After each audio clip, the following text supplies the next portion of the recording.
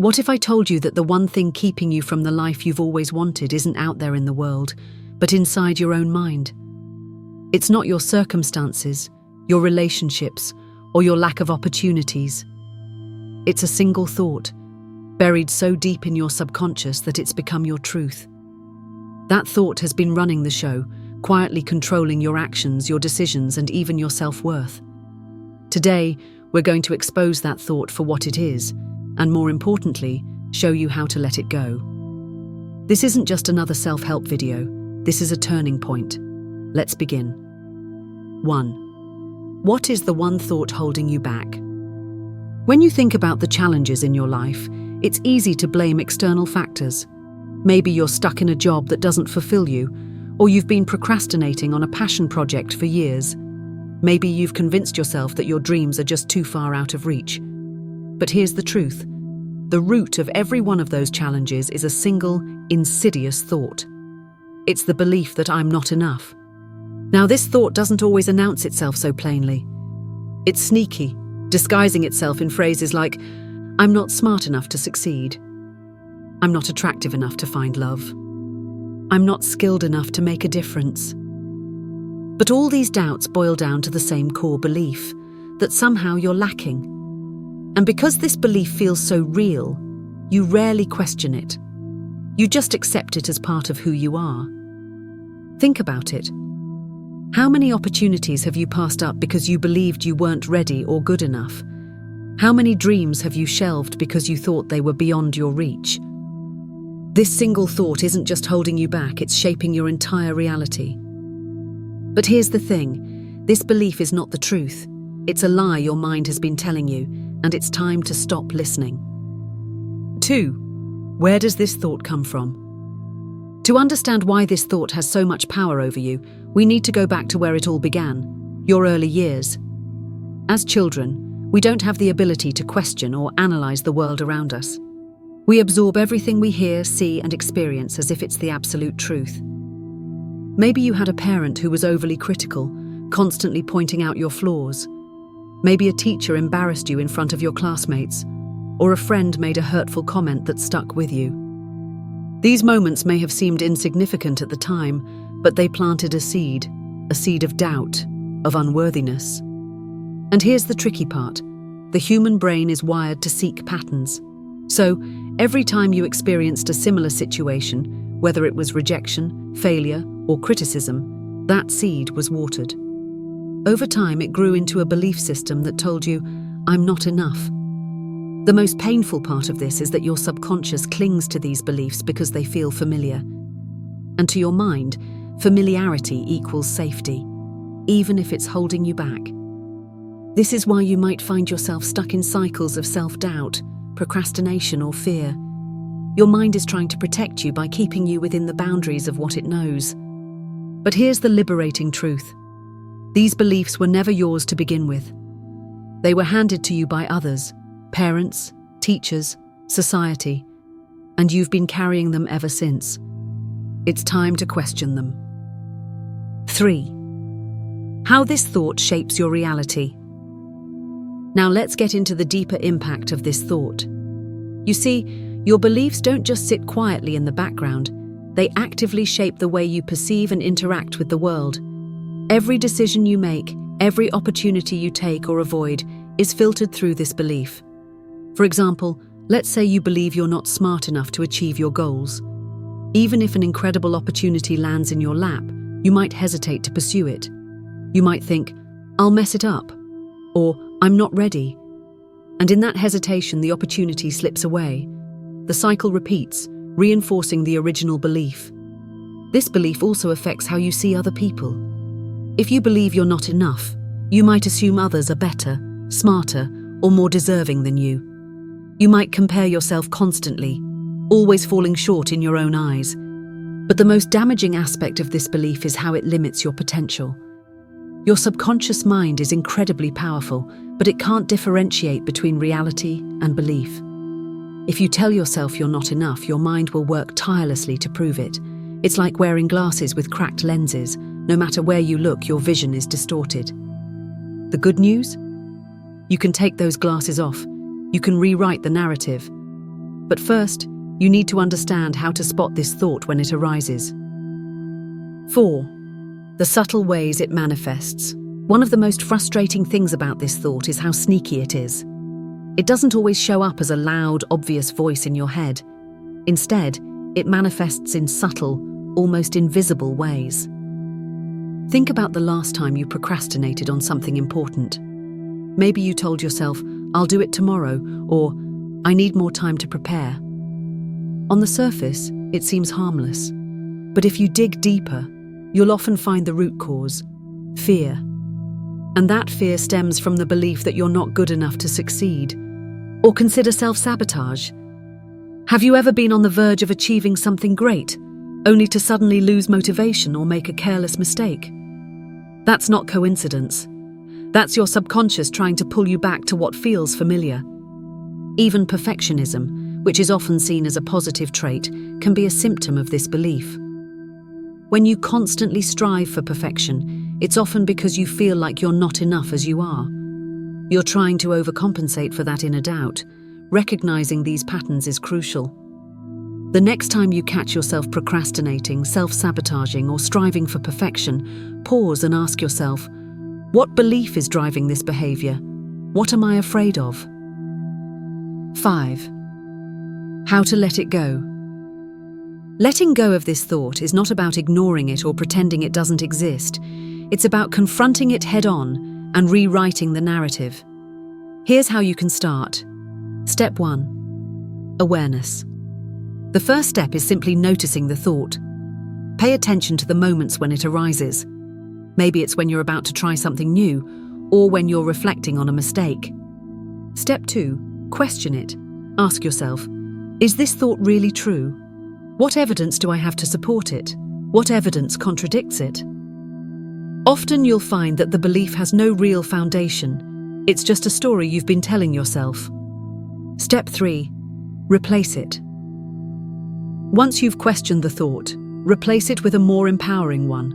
For example, instead of "I'm not good enough," try "I'm capable of learning and growing." Step 4. Practice self-compassion. Remember, this belief didn't form overnight, and it won't disappear overnight either. Be kind to yourself as you work through it. Celebrate small victories and don't beat yourself up if you slip back into old patterns. The process of letting go is gradual, but every step you take brings you closer to freedom. And once you let go of this thought, you'll realize that the only limits in your life were the ones you placed on yourself. 6. The role of fear in keeping this thought alive. Fear is the guardian of this limiting thought. It's like an overprotective gatekeeper, keeping you from stepping outside your comfort zone. Fear whispers, what if you fail? What if they judge you? What if you're not good enough? And because these fears feel so real, you listen. But here's the truth about fear. It's not there to harm you. It's there to protect you.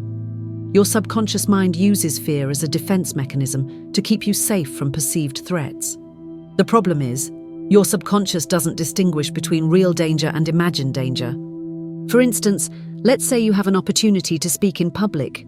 Your subconscious equates the fear of embarrassment or rejection with the fear of actual harm. It activates the same fight or flight response, making you avoid the situation altogether. In doing so, it reinforces the belief that you're not enough. Fear thrives in uncertainty. The less you challenge it, the more powerful it becomes. But what if you flipped the script? What if, instead of seeing fear as a stop sign, you saw it as a signal that you're about to grow, that you're stepping into a space where transformation happens? The next time fear arises, try this. Instead of resisting it, sit with it. Ask yourself, what am I really afraid of? What's the worst that could happen? And even if it happens, will I survive it? Often you'll realize that the fear is far smaller than it seemed, and once you confront it, its grip begins to loosen. 7. How society reinforces the thought. Let's step back and look at the bigger picture. This thought, the belief that you're not enough, isn't just an internal issue. It's reinforced by the world around you. Society has a vested interest in keeping you doubting yourself, because self-doubt makes you easier to control. influence, and sell to. Think about it. Advertising thrives on making you feel like you're missing something. Buy this product and you'll finally be confident. Wear this brand and you'll be desirable. These messages prey on the belief that you're not enough as you are. Social media amplifies this effect. Every perfectly curated post, every highlight reel, every filtered photo, it all feeds into the illusion that everyone else has it figured out, except you. You start to compare yourself, and the thought, "I'm not enough," becomes louder and louder. Even the education system and workplace culture can reinforce this belief. From a young age, we're taught to measure our worth based on grades, achievements, and external validation. The idea that your value comes from who you are, not what you do, is rarely emphasized.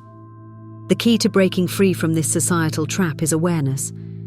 The next time you feel inadequate, ask yourself, is this my thought, or is it a message I've absorbed from the outside world? When you recognize the source, you take back your power. 8. The cost of holding on to this thought. Let's take a moment to reflect on the cost of holding on to this belief. What has "I'm not enough" cost you so far? How many opportunities have you missed? How many relationships have you sabotaged? How much happiness have you denied yourself? The most painful thing about this thought is that it doesn't just affect one area of your life. It touches everything. It keeps you in jobs that drain you because you don't believe you deserve better. It keeps you in relationships that don't fulfill you because you don't believe you're worthy of love. It keeps you playing small in every aspect of your life. And here's the hardest truth to face. Every time you let this thought dictate your actions, you reinforce it. It becomes a self-fulfilling prophecy. You think you're not enough, so you don't try, and because you don't try, you never succeed. The cycle repeats. But here's the flip side.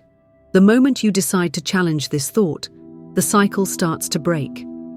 Every time you take a step outside your comfort zone, every time you prove to yourself that you are enough, the thought loses its power.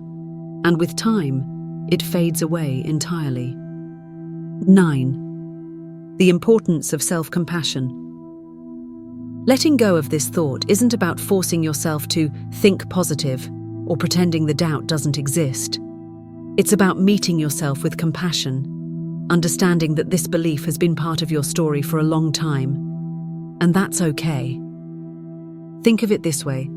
If a close friend came to you and said, "I feel like I'm not good enough," would you criticize them? Would you tell them to toughen up or snap out of it? Of course not. You'd offer kindness, reassurance, and support. So why don't you do the same for yourself? Self-compassion is the antidote to self-doubt. It's the practice of treating yourself with the same kindness you'd offer to someone you love. When you catch yourself thinking, "I'm not enough," instead of criticizing yourself for feeling that way, try saying, "It's okay to feel this. It's part of being human." Over time, this practice rewires your brain. The more you meet yourself with compassion, the less power this thought will have over you.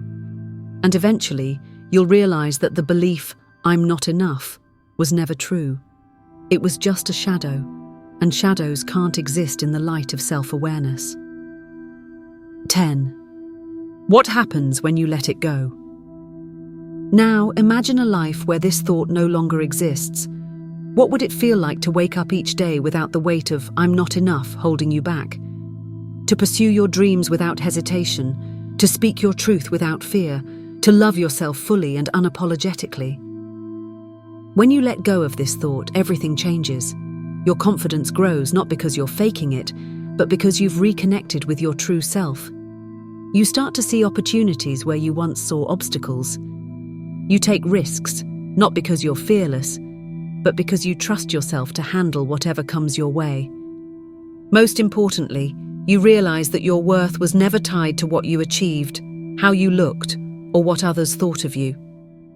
Your worth is inherent. It's always been there, waiting for you to see it. Letting go of "I'm not enough" isn't the end of the journey. It's the beginning. It's the moment you stop surviving and start truly living. And once you experience that freedom, there's no going back. Thanks for watching. If this video resonated with you, hit the like button and share it with someone who needs it. Don't forget to subscribe and turn on notifications for more insights. Drop a comment below with one belief you're ready to let go of. Let's grow together. See you next time.